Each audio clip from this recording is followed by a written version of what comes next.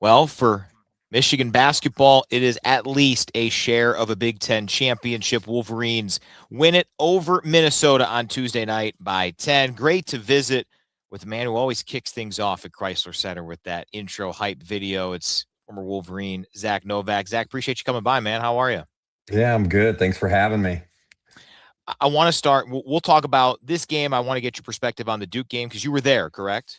Yeah, I was there. So, but I want to start with this because, yeah, was this Michigan's best performance? Absolutely not. But you've won a share of a Big Ten championship. This is a massive, massive accomplishment that shouldn't be ignored. Even if they want more, they got a few more chances to go outright. But this is a big deal, isn't it?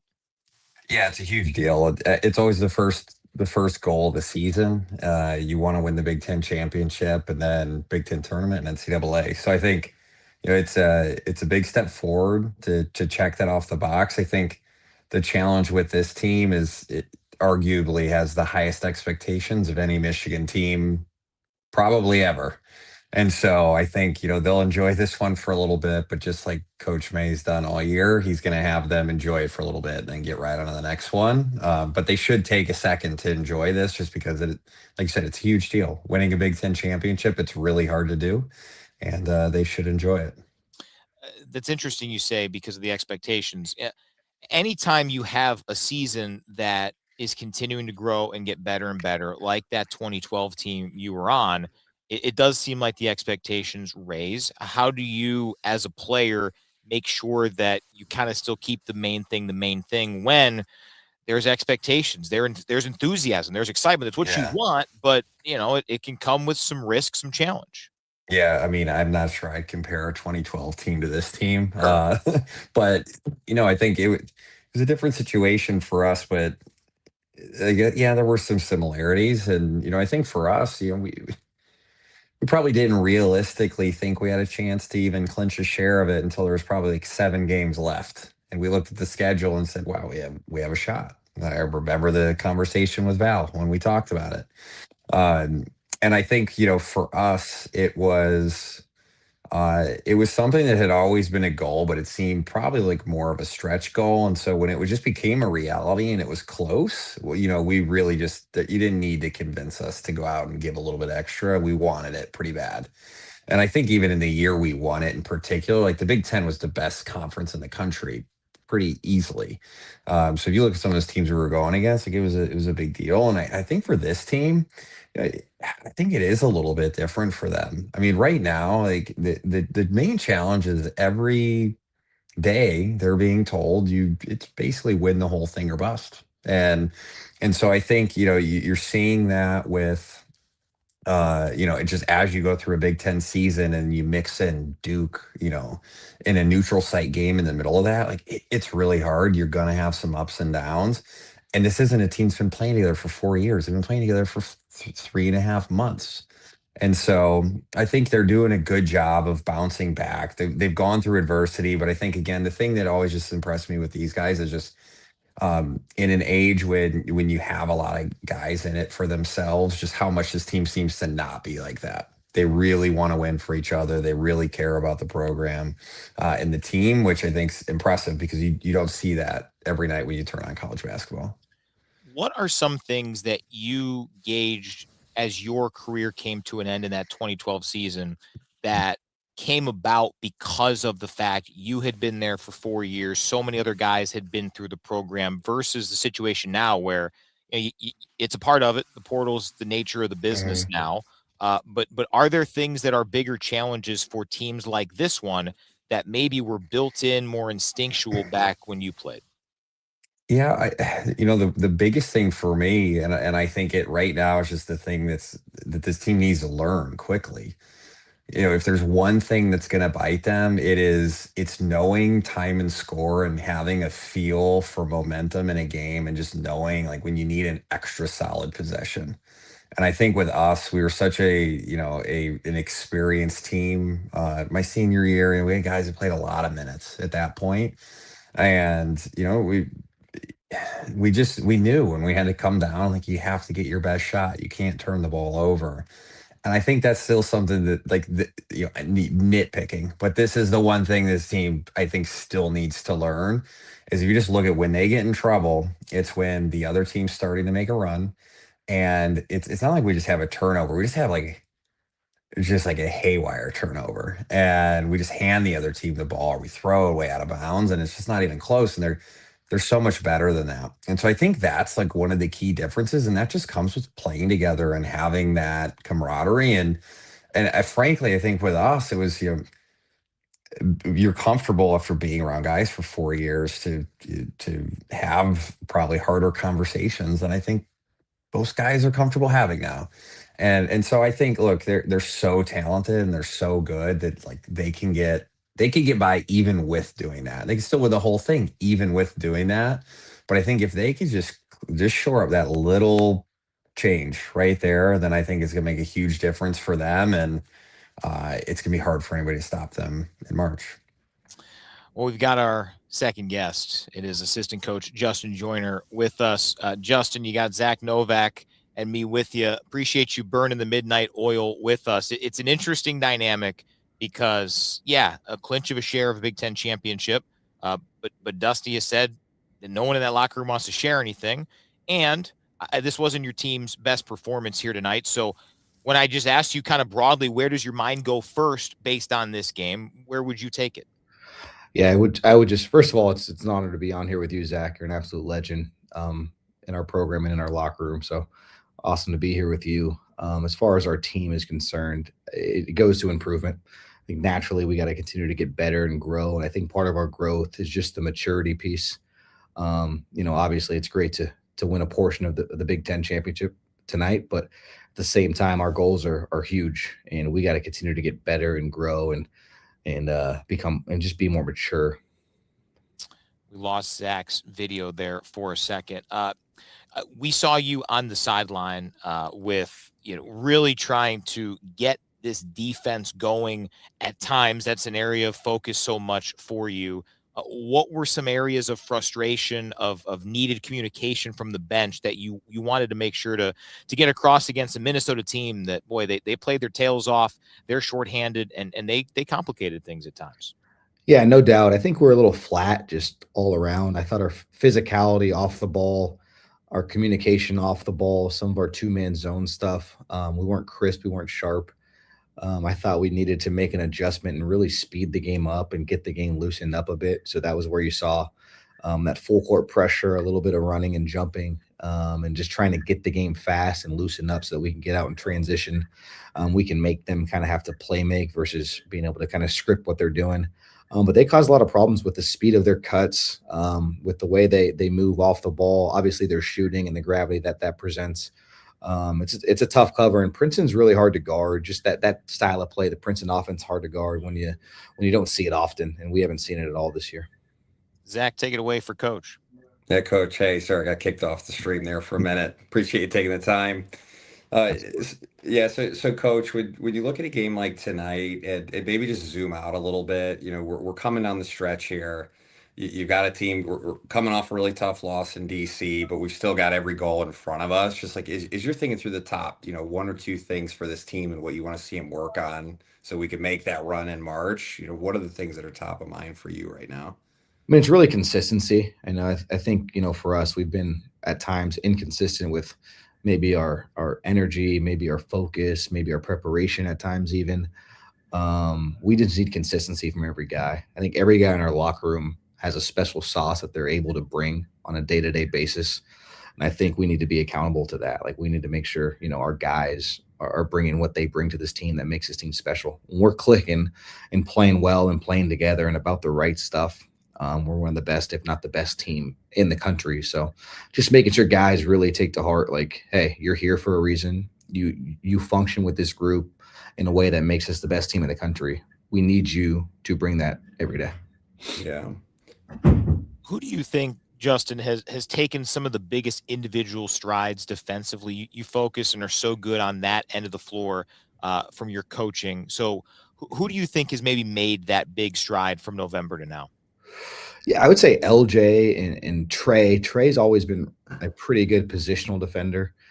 There's been times where his decision making has been maybe a little bit off, but I would say he's probably as consistent as we have on the perimeter defensively. And then LJ's really grown. I think he has the ability to disrupt and really, throw teams off with his pressure, with his ability to guard the ball, with his ability to cancel ball screens.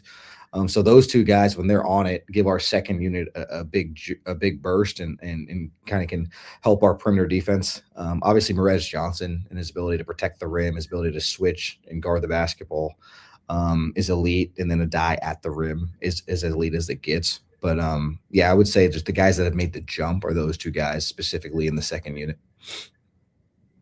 That's cool. Coach, one of the things we were talking about before you joined, and I'll frame the question a little bit different for you, but if you think about the pace that you all play at being one of the biggest strengths of the team and what makes you guys so hard of a matchup for pretty much every team, that plus your size, but it's really the pace. But how do you manage that next to time and score, especially with a team that hasn't been together a lot? You know what I would just say that it's for me, it's the one potential nitpick I've got where I'm like, if we get picked off at some point, like I think it's going to be because time and score and we have the turnover that we shouldn't have when the other team's making a run. Just I don't know how you coach because, like I said, the strength is the pace, and so maybe it's just something you live with. But how are you guys thinking about that coming down the stretch here? I think the pace is a little bit of give and take. I think, our kryptonite might be teams taking the air out of the ball. I think we saw Duke do that the other night. I think, Minnesota tried to do it tonight. So I think teams taking the air out of the ball can and definitely hurt how we function offensively and defensively. But as far as the turnovers, like we're going to live with some turnovers if it has the potential to lead to a dunk or to a layup, just because we want our guys thinking on their front foot. We want our guys being aggressive. I think pace and us playing up and down is good for us. It's good for our depth. We think we can wear teams down and wear teams out. But at the end of the day, if you're gonna give that rope, you're gonna have some mistakes. You're gonna have some turnovers. As long as those turnovers have the potential to lead to easy buckets, we're generally gonna be okay with them. Today we did a little bit of trying to slow the game down really late in the game, and I think that was more so of just us working on winning the game versus like necessarily having to do that to win the game that we're playing. But in the future, we got to understand like time and score late in games, making sure we get a great shot, making sure that we can extend our pressure, but not gamble defensively and make teams burn clock. So, I think all those things are learned as you play down the stretch in tough games and close games. And we'll continue to get better at that. But in a perfect world, we're going to play fast. We're going to get up and down and we're going to live with some mistakes. You alluded to Trey's growth as a freshman on this team that boasts so much talent. It's obvious that this coaching staff trusts him. They trust him in key spots down the stretch. How has Trey McKenna earned that trust? Consistency. Like he's the same guy every day. He's really focused on the process of getting better. He's diligent. He's consistent with his work, and I think his preparation is a veteran-like approach. Like he in terms of scout, in terms of how he prepares for games, he's a real vet in that way. And then obviously with his performance, the consistency in which he plays with, the intellect in which he plays with, has been really impressive. And he's continued to grow in that capacity. So that's how you earn trust, right? It's how you prepare, it's how you work, and ultimately it's how you perform. And he's done all those things. Yeah, for what it's worth, I agree. He's been so impressive this year as we've gone down the stretch, and even tonight, you know, there was a couple times they started to make a run. He just made a couple big timely shots, and I feel like he's just done that for us, 5 or 6 times throughout the season in different games. And so, he's the type of guy for a 6 game stretch, like he can win you a tournament. And so I think, looking forward to seeing him get involved more. So let's maybe switch gears to Yaks a little bit, right? Probably one of his tougher games of the year. I think the zone's a little bit difficult for him. How do you guys manage that as coaches when you're kind of in the middle of the game? The team's kind of going against, putting a defensive scheme in there that is trying to take him out of rhythm, and it doesn't seem like you guys ever have any issues with him. He seems like he's, a great teammate, Yeah. but understandably, I'm sure he wants to impact the game more. How do you guys manage that? Well, I think one of the things that makes our team special, I think when people watch us, they see an unselfish unit, right? A team that really gives it up and and makes plays for other guys and doesn't necessarily care who gets the credit. And I think that starts at the top, obviously with Dusty, but even in terms of our personnel, it starts at the top with Yax being probably our best player, right? And he's as unselfish or more unselfish than any guy we have on our roster. So from that standpoint, he's never really stressed about his numbers, about his scoring, all those things. And that's what makes him special. On the flip side, we obviously need more from him, right? Like again, playing against a team like this, and the zone can obviously screw him up and maybe take him off the rim from a penetration standpoint. But there's so many ways to affect the game. I think about zones. It's really hard to block guys out and keep guys off the glass when teams are playing zone. So like he can get on the offensive glass and play make. Obviously defensively, he can get the ball off the backboard and play in transition. He can sprint the floor hard. He can play aggressive when the ball hits his hands in transition. We need more from him. That's just a simple truth. But I do think some of the secret sauce within our group is the fact that he's not stressing over individual numbers, that he really just wants to win the game. He wants to be a part of the team. He understands how important it is to be a part of something bigger than himself. And ultimately, when he has to be the guy, he's capable and willing to be the guy. Looking ahead to Friday a little bit, no, it's not your scout, but you're always watching games. And Illinois is a team pretty remarkable. Their 4 losses in the Big Ten, 3 have come in overtime, and 1 was that Jamarcus Lawrence 3 at State Farm Center to end the game in December. They have the best offense per KenPom in the country. How do you assess what makes them so unique, so good, especially offensively? They really put you in a pickle offensively with their ability to shoot the ball at all 5 positions. I mean, start right there. So that's going to really hurt your ability to protect the rim. It's going to really change your ball screen coverage. The gravity that they create from the 3-point line is high level. So we got to do a good job of, first and foremost, defending at the point of attack, depending on what our ball screen coverage is. But like, we got to keep the ball under wraps, keep the ball in front, keep the ball out of the paint, and ultimately keep bodies on bodies. It's going to be hard to do that. They play like a EuroLeague veteran team that, creates one advantage and then keeps that advantage throughout the course of an offense.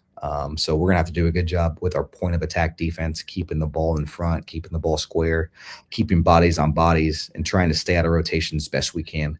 It's tough because this team has proven to be really good in rotational defense. Like, we can scramble, we can play make, we can cover for each other, namely because we have guys like Adai and Merez that can protect the rim at a high level. But in this case, it's going to be a little bit different because the guy that's usually at the rim is actually going to be at the 3-point line. So it changes it a little bit. So I think, with a few days of concentrated reps and preparation, I think we can get our guys to understand the mentality of having to keep the ball in front, keep bodies on bodies, and ultimately get out to the 3-point line and take away the 3. But it's going to be a heck of a challenge. Coach Underwood's a great coach. I know it's going to be rocking at the University of Illinois with the fans, and they have great personnel. So it's going to be a great ball game. Yeah, the Orange Crush, they're pretty brutal. I remember my freshman year, I went and I got a haircut right before the game when we played there. And I went to the barber on State Street. He butchered me. It was horrible. On purpose? It was pretty bad. So bad that when I got back to Not my a dorm, sponsor. I had to cut my hair by myself. I'm sure it's a new person now. And I remember we're going to tip off and they're just yelling at me about my haircut the whole time. And I just turned to the fan section. I was like, guys, I agree. I know it's terrible. I think we ended up winning the game. But anyway, digress. Look, I think, the other thing that stands out, just if you look at the schedule that you guys have been on, I don't want to say there's no easy part of the schedule in the Big Ten, but it is certainly ramped up, and you guys are in the thick of it right now. So you're talking about focus and locking in. Just what's your guys' message to the team right now to keep it one game at a time and not look ahead to a Michigan State or look ahead to the tournament, and how are you guys managing that? I mean, you can't hide the fact that you're in rare air right now, obviously, with a portion of the Big Ten under wraps, and nobody in our locker room wants to share the Big Ten title. We want to win it outright. At the same time, like we also understand that we're not playing really to the level in which we can play at. The beauty of this team is we're battle tested. We played against really good competition, and we won at Purdue. We knocked off Gonzaga. We've had great non-conference wins. We won at Michigan State. Like, there's a confidence that we can perform at the highest level when the highest level is required. So I think just getting back to guys understanding who they are, playing with great self awareness, understanding the special sauce that they bring to this special team, and taking pride in bringing that on a day to day basis. We understand we have a war in our hands coming here at Illinois, and I think our guys have proven that they can, play at the highest level, and the highest level is required.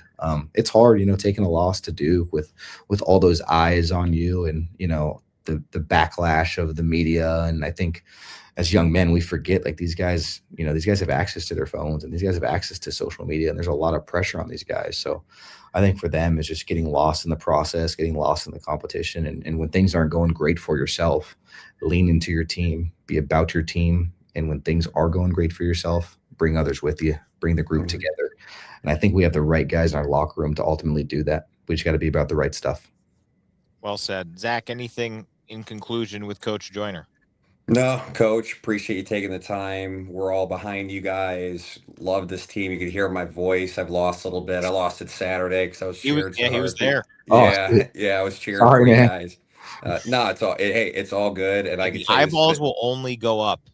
And if Yeah, there's another matchup, there'll be more eyeballs on it. yeah, we're ready. We're ready to go. So I know I could speak for my teammates and the guys I'm on text threads with. We love the team, love what you guys are doing, and keep it rolling.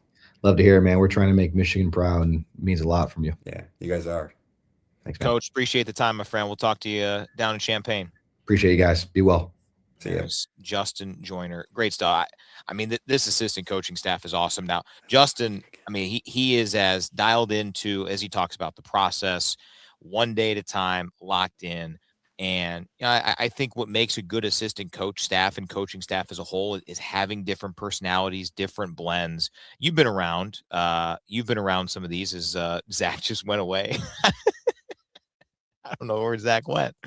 But I do think what's really interesting about, what happens with the assistant coaching staff for Michigan is that they do have different personalities. They come together in a way to where, that there's different ways to communicate things. Sometimes you need encouragement. Sometimes you need a little bit more of a push on certain aspects. And this is a team that possesses that. I do think we have Zach back. Yeah, you're battling it up there, man. You got Every time he comes on and off, it kicks me out.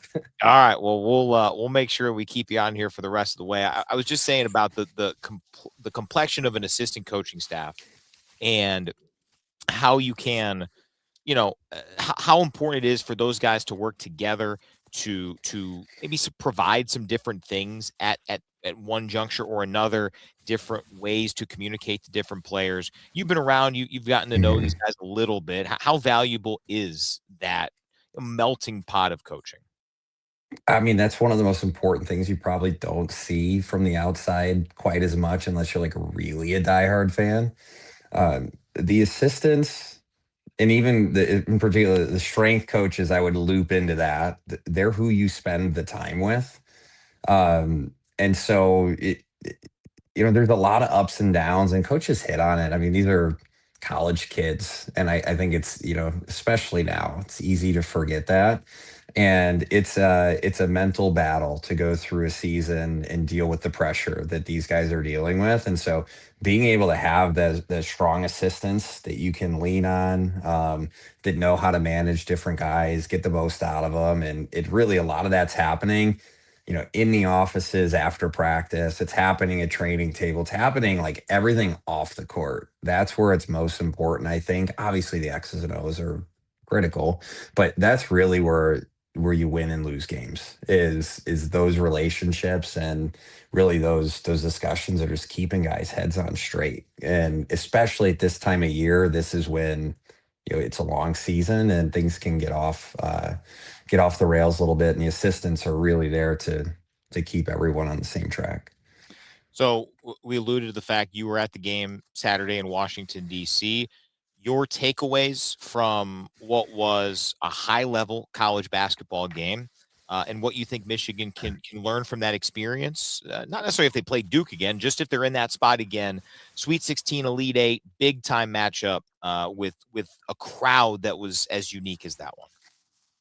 Yeah, I mean it was a really unique crowd. I've never been to a regular season college basketball game that was anything like that, and so I think it was good that they got to experience that.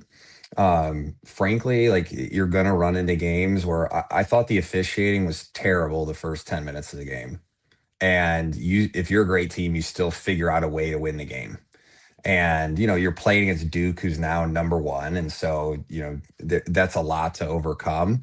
Um, but I think going through that experience, like it will happen at some point during the 6 game stretch in the NCAA tournament. A key player will get in foul trouble. We will get something that goes against us where the other guys doesn't. And you just have to find a way to win throughout that and continue to play your game.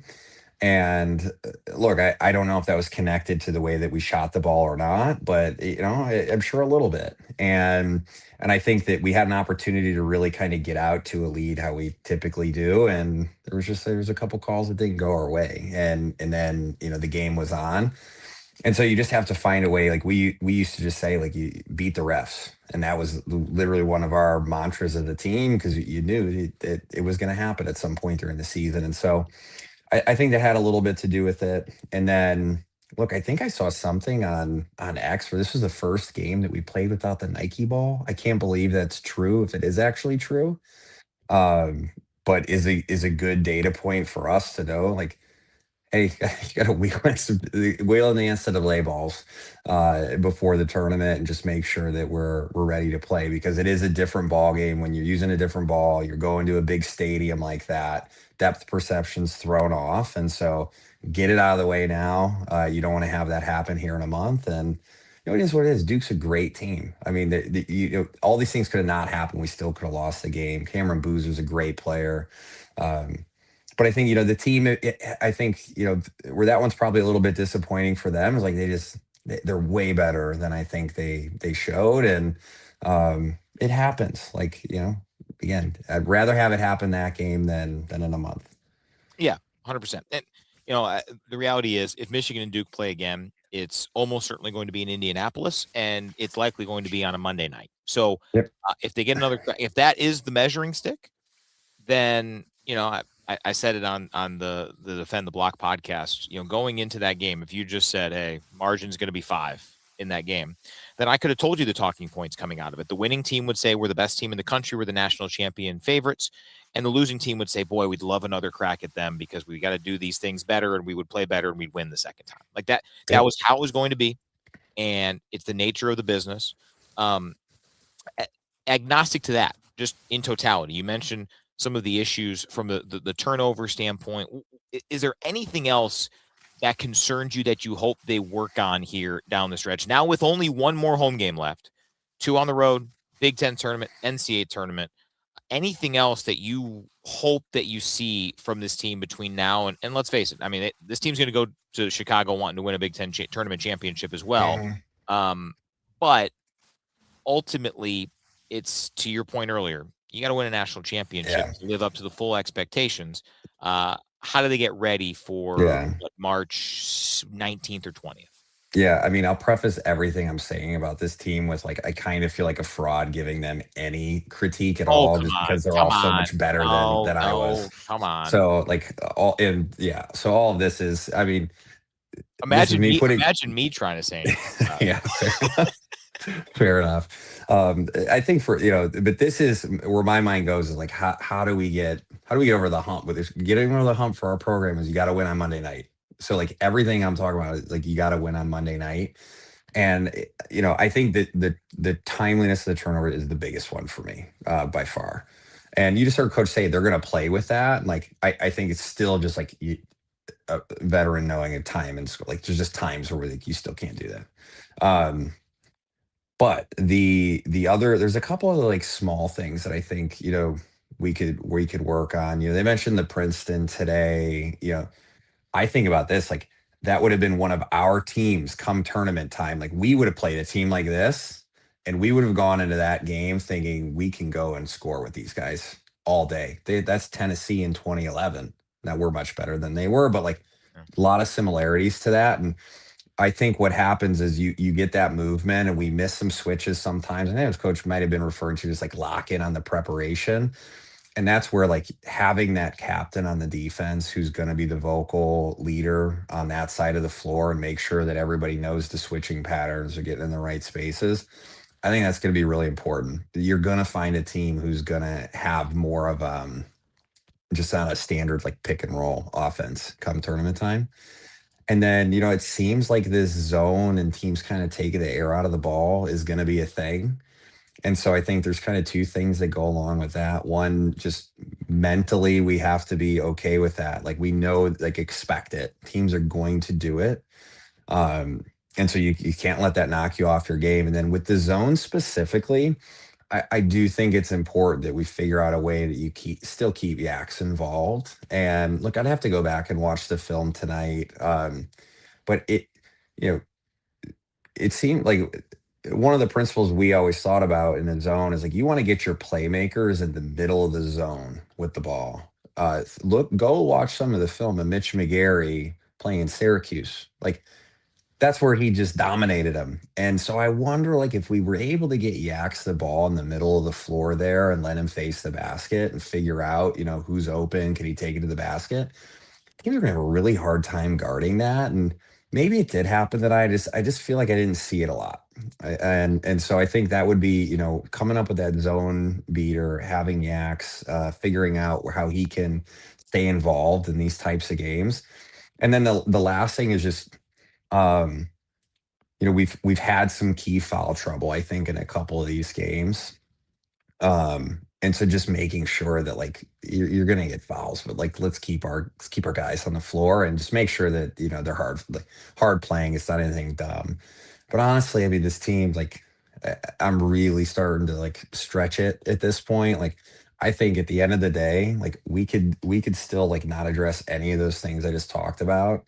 And as long as mentally we come and keep our heads on straight and just play our game the way we've been playing, not even an improvement of the way we've been playing, we still win the whole thing. And I think that's really what it's going to come down to. They've got the staff to do it. They've got the players to do it. And so, look, I want to maximize our odds. So there's a couple things I'd like to see, but really, I mean, there's not much they need to do. They just need to keep doing what they've been doing.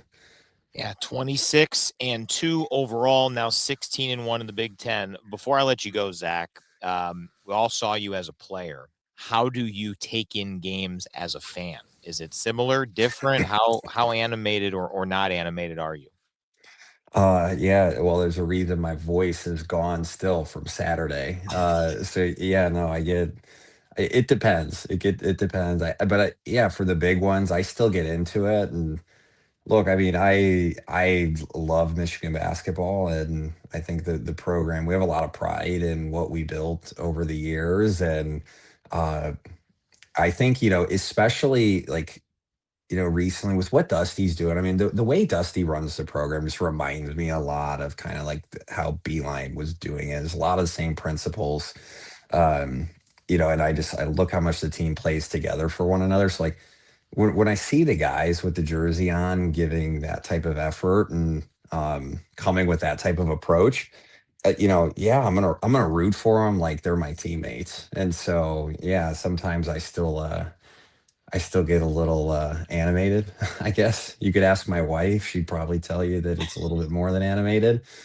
My kids might have picked up a couple of dirty words over the years, but it'll make them stronger. And I can tell you, they're both Michigan fans through and through. And when Daddy's got Michigan on, maybe go to the back room for a little bit. Yeah, no, I Yeah. understand that. Along those lines, are you I'm trying to pull up something here.